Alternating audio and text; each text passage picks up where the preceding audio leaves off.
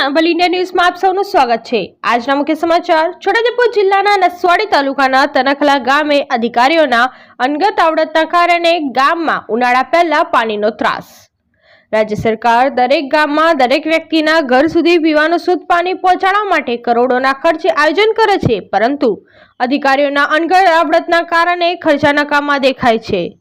તનખલા ગામે સંપ સુધી પૂરતા પ્રમાણમાં પાણી પહોંચતું નથી। થોડા દિવસ અગાઉ સંપમાં નવું કનેક્શન આપવામાં આવ્યું હતું, પરંતુ તેમાં પાણી આવતું નથી। ગામમાં 2 સંપ આવેલા છે, પરંતુ પૂરતું પાણી નથી આવતું। જૂના તનખલા ગામે 3 ફળિયા આવેલા છે। છેલ્લા 1 માસથી પાણી પુરવઠાનું પૂરતું પાણી નથી આવતું। અધિકારીઓને વારંવાર ફોન કરતા જણાવવામાં આવે છે કે પૂરતું પાણીની સમસ્યાનું સમાધાન થતું નથી। ગ્રામજનોની વિનંતી છે કે અધિકારીઓ સ્થળ પર આવીને સમસ્યાનું નિરાકરણ લાવે। નસવાડીથી ધર્મેશ પી